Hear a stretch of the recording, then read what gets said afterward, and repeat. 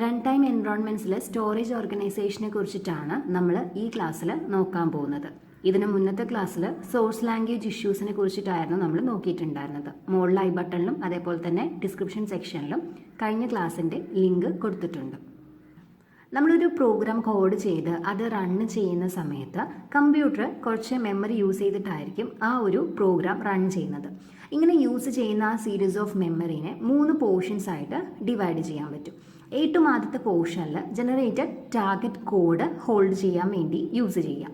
അതായത് നമ്മളുടെ സോഴ്സ് പ്രോഗ്രാമിനെ ടാർഗറ്റ് കോഡായിട്ട് കൺവേർട്ട് ചെയ്ത് അത് നമ്മളുടെ കമ്പ്യൂട്ടറിൻ്റെ ഒരു മെമ്മറിയിൽ സ്റ്റോർ ചെയ്താൽ മാത്രമേ നമുക്ക് പ്രോഗ്രാം റൺ ചെയ്ത് ഔട്ട്പുട്ട് കിട്ടുള്ളൂ. സോ ആ ഒരു ടാർഗറ്റ് കോഡ് പ്ലേസ് ചെയ്യാൻ വേണ്ടിയിട്ടുള്ള ഒരു മെമ്മറി ഏരിയ ഉണ്ടായിരിക്കും. അതേപോലെ തന്നെ ഡാറ്റ ഒബ്ജക്ട്സ്, നമ്മുടെ പ്രോഗ്രാമിൽ യൂസ് ചെയ്യുന്ന ഡാറ്റ ഒബ്ജക്ട്സ് ഹോൾഡ് ചെയ്യാൻ വേണ്ടിയിട്ടുള്ളൊരു മെമ്മറി ഏരിയാസ് ഉണ്ടായിരിക്കും. അതേപോലെ തന്നെ നമ്മുടെ പ്രോഗ്രാമിൽ കറൻ്റ്ലി ആക്ടിവേറ്റ് ആയിട്ടുള്ള പ്രൊസീജിയേഴ്സിനെ ട്രാക്ക് ചെയ്യാൻ വേണ്ടി യൂസ് ചെയ്യുന്ന സ്റ്റാക്കായ കൺട്രോൾ സ്റ്റാക്ക് ഹോൾഡ് ചെയ്യാൻ വേണ്ടിയിട്ടുള്ള ഒരു ഏരിയയും ഉണ്ടായിരിക്കും. ഇതിൽ ടാർഗറ്റ് കോഡിന് വേണ്ടിയിട്ടുള്ള മെമ്മറി ഏരിയ എത്രയായിരിക്കും എന്നത് കമ്പൈൽ ടൈമിൽ തന്നെ അറിയാൻ പറ്റുന്ന കാര്യമാണ്. സോ സ്റ്റാറ്റിക്കലി എത്ര മെമ്മറി ആണോ ഈ ടാർഗറ്റ് കോഡിന് വേണ്ടിയിട്ട് വേണ്ടത് അത്രയും മെമ്മറി അലോക്കേറ്റ് ചെയ്യും. അതേപോലെ ചില ഡാറ്റ ഒബ്ജക്ട്സിൻ്റെ സൈസ് നമുക്ക് കമ്പൈൽ ടൈമിൽ മനസ്സിലാക്കാൻ പറ്റുന്നതായിരിക്കും. സോ അങ്ങനെയുള്ള ഡാറ്റ ഒബ്ജക്ട്സിന് വേണ്ടിയിട്ടുള്ള സ്പേസും നമ്മൾ സ്റ്റാറ്റിക്കലി അലോക്കേറ്റ് ചെയ്യും. ഇപ്പോൾ ഒരു പ്രോഗ്രാം റൺ ചെയ്യാൻ വേണ്ടി ഓപ്പറേറ്റിംഗ് സിസ്റ്റം അലോക്കേറ്റ് ചെയ്ത് തന്നിട്ടുള്ള മെമ്മറി ഏരിയനെ കോഡും അതേപോലെ തന്നെ ഡാറ്റ ഏരിയസ് ആയിട്ട് ഡിവൈഡ് ചെയ്ത് കാണിച്ച് നമുക്ക് ഈ ഒരു രീതിയിൽ റിപ്രസെൻറ്റ് ചെയ്യാനായിട്ട് പറ്റും. ഏറ്റവും ആദ്യം നമ്മുടെ ടാർഗറ്റ് പ്രോഗ്രാം എന്താണോ ആ ഒരു പ്രോഗ്രാം ഹോൾഡ് ചെയ്യാൻ വേണ്ടിയിട്ട് ഒരു ഫിക്സഡ് സൈസ് മെമ്മറി ഉണ്ടായിരിക്കും. അതേപോലെ തന്നെ നമ്മുടെ പ്രോഗ്രാമിൽ യൂസ് ചെയ്തിട്ടുള്ള സ്റ്റാറ്റിക് ഡാറ്റാസ് ഹോൾഡ് ചെയ്യാൻ വേണ്ടിയിട്ടുള്ള ഒരു ഫിക്സഡ് സൈസ് ഏരിയയും ഉണ്ടായിരിക്കും. പിന്നീട് നമ്മുടെ പ്രോഗ്രാം റൺ ചെയ്യുന്നതിനനുസരിച്ച് ഡൈനാമിക്കലി അലോക്കേഷൻ ആവശ്യമായിട്ടുള്ള കാര്യങ്ങളെല്ലാം സ്റ്റോർ ചെയ്യാൻ വേണ്ടിയിട്ട് ഒരു സ്റ്റാക്കും അതേപോലെ തന്നെ ഒരു ഹീപ്പും യൂസ് ചെയ്തിട്ടുണ്ട്.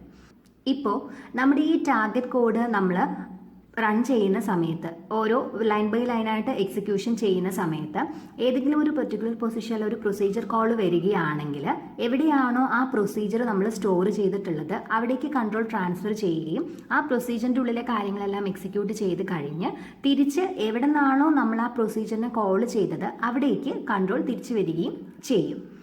സോ ഇങ്ങനെ നമ്മുടെ മെയിൻ പ്രോഗ്രാമിൽ നിന്നും ഒരു പ്രൊസീജിയർ കോൾ വരികയാണെങ്കിൽ ആ പ്രൊസീജിയർ എവിടെയാണോ ഉള്ളത് അവിടേക്ക് കൺട്രോൾ ട്രാൻസ്ഫർ ചെയ്യുന്നതിനേക്കാൾ മുന്നേ ഇപ്പോൾ പ്രോഗ്രാം കൗണ്ടറിലും രജിസ്റ്ററിലും ഉള്ള വാല്യൂ എല്ലാം സ്റ്റാക്കിലേക്ക് ഷിഫ്റ്റ് ചെയ്തതിന് ശേഷമായിരിക്കും നമ്മൾ എവിടെയാണോ ആ പ്രൊസീജിയർ ഉള്ളത് അവിടേക്ക് കൺട്രോൾ ട്രാൻസ്ഫർ ചെയ്യുക. സോ ആ ഒരു പ്രൊസീജിയർ കംപ്ലീറ്റ്ലി വർക്ക് ചെയ്ത് കഴിഞ്ഞാൽ തിരിച്ച് നമ്മുടെ മെയിൻ പ്രോഗ്രാമിലേക്ക് കൺട്രോൾ റിട്ടേൺ ചെയ്യുന്ന സമയത്ത് നമ്മുടെ സ്റ്റാക്കിലുള്ള ഈ പ്രോഗ്രാം കൗണ്ടറിൻ്റെയും രജിസ്റ്ററിൻ്റെയും എല്ലാം വാല്യൂസ് പോപ്പ് ചെയ്തിട്ടാണ് പിന്നീട് നമ്മുടെ മെയിൻ പ്രോഗ്രാം എക്സിക്യൂഷൻ റീസ്റ്റാർട്ട് ചെയ്യുക. അതേപോലെ തന്നെ നമ്മുടെ ഈ മെയിൻ പ്രോഗ്രാമിൽ നിന്നും ആ ഒരു പ്രൊസീജിയറിലേക്ക് കൺട്രോൾ ട്രാൻസ്ഫർ ചെയ്യുന്ന സമയത്ത് നമ്മുടെ മെയിൻ പ്രോഗ്രാമിൽ യൂസ് ചെയ്യുന്ന ഡാറ്റ ഒബ്ജക്ട്സിൻ്റെ ഡീറ്റെയിൽസ് അതേപോലെ തന്നെ ആക്ടിവേഷൻ്റെ ഡീറ്റെയിൽസ് ഇതെല്ലാം നമ്മൾ സ്റ്റാക്കിലേക്ക് ഷിഫ്റ്റ് ചെയ്തിട്ടുണ്ടായിരിക്കും. അതേപോലെ ചില പ്രോഗ്രാമിംഗ് ലാംഗ്വേജസിൽ നമ്മുടെ ഈ ആക്ടിവേഷൻ ട്രീ യൂസ് ചെയ്തുകൊണ്ട് ചില ആക്ടിവേഷൻ്റെ ലൈഫ് ടൈമിൻ്റെ ഡീറ്റെയിൽസ് ഒന്നും റിപ്രസെൻറ്റ് ചെയ്യാൻ പറ്റിയെന്ന് വരില്ല. സോ അങ്ങനെയുള്ള പ്രോഗ്രാമിംഗ് ലാംഗ്വേജസിലെല്ലാം ഈ ആക്ടിവേഷൻ്റെ ഡീറ്റെയിൽസ് എല്ലാം ഹോൾഡ് ചെയ്യുന്നത് ഈ ഹീപ്പിലായിരിക്കും. ഇനി നമ്മുടെ ഈ പ്രോഗ്രാം എക്സിക്യൂട്ട് ചെയ്യുന്ന സമയത്ത് സ്റ്റാക്കിലോ ഹീപ്പിലോ ഹോൾഡ് ചെയ്യേണ്ടതായിട്ടുള്ള ഈ ഇൻഫർമേഷൻസിന് കൂടുതൽ മെമ്മറി ഏരിയ ആവശ്യമായിട്ട് വരികയാണെങ്കിൽ സ്റ്റാക്കിൻ്റെ മെമ്മറി ഏരിയ ഇങ്ങനെ ഡൗൺവേർഡും ഹീപ്പിൻ്റെ മെമ്മറി ഏരിയ അപ്വേർഡും നമുക്ക് എത്ര വേണമെങ്കിലും ഇൻക്രിമെൻറ്റ് ചെയ്യാവുന്നതാണ്. കമ്പാരിറ്റീവ്ലി സ്റ്റാക്കും ഹീപ്പും നോക്കുമ്പോൾ സ്റ്റാക്ക് യൂസ് ചെയ്ത് നമ്മൾ ഈ പ്രോഗ്രാം എക്സിക്യൂട്ട് ചെയ്യുന്നതാണ് കുറച്ചും കൂടെ എഫിഷ്യൻറ്റും അതേപോലെ തന്നെ കോസ്റ്റ് എഫക്റ്റീവ് ആയിട്ടുള്ള വേ. എല്ലാ പ്രോഗ്രാമിംഗ് ലാംഗ്വേജസ് ഒന്നും ഈ ഹീപ്പ് എന്ന് പറയുന്ന റൺ ടൈം മെമ്മറി യൂസ് ചെയ്യുന്നതല്ല, സ്റ്റാക്ക് മാത്രമേ യൂസ് ചെയ്യാറുള്ളൂ. എന്നാൽ സി, പാസ്കൽ എന്നൊക്കെ പോലെയുള്ള പ്രോഗ്രാമിംഗ് ലാംഗ്വേജസ് സ്റ്റാക്കും ഹീപ്പും യൂസ് ചെയ്തുകൊണ്ടാണ് പൊതുവെ അതിൻ്റെ എക്സിക്യൂഷൻ ചെയ്യാറ്. ഇവിടെ സ്റ്റാക്കിന് ഇതിൽ കൂടുതൽ മെമ്മറി ആവശ്യമായിട്ട് വരികയാണെങ്കിൽ ഒരു ഡൗൺവേർഡ് ഗ്രോവിംഗ് ആണ് കാണിച്ചിട്ടുള്ളത്.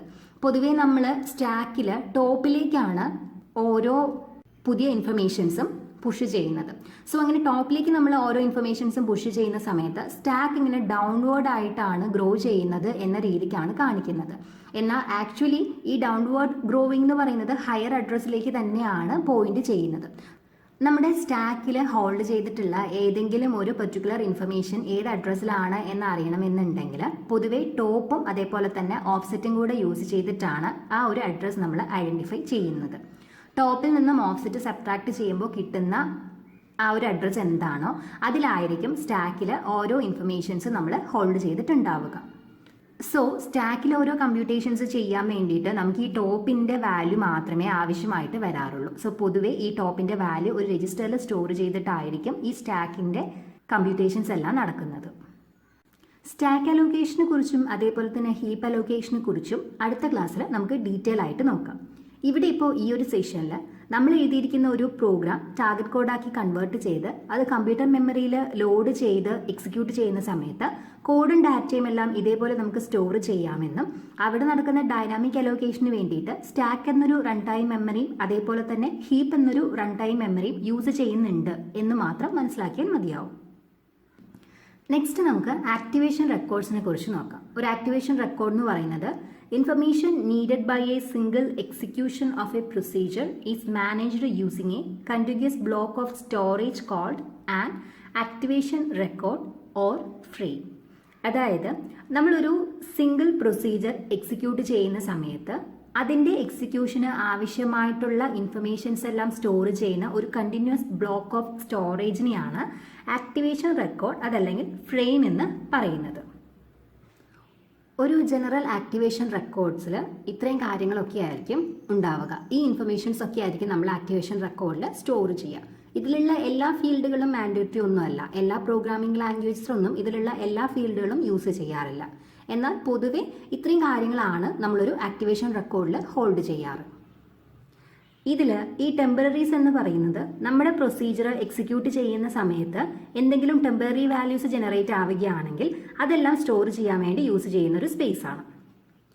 അതേപോലെ തന്നെ ഈ ലോക്കൽ ഡാറ്റ എന്ന് പറയുന്ന ഫീൽഡ് നമ്മൾ കറൻ്റ്ലി വർക്ക് ചെയ്യുന്ന പ്രൊസീജിയറിൻ്റെ ഉള്ളിൽ ലോക്കലി ഡിക്ലെയർ ചെയ്തിട്ട് വർക്ക് ചെയ്യുന്ന ഐഡൻറ്റിഫയേഴ്സ് എന്തെങ്കിലും ഉണ്ടെങ്കിൽ അത് ഹോൾഡ് ചെയ്യാൻ വേണ്ടി യൂസ് ചെയ്യുന്ന ഏരിയയാണ്.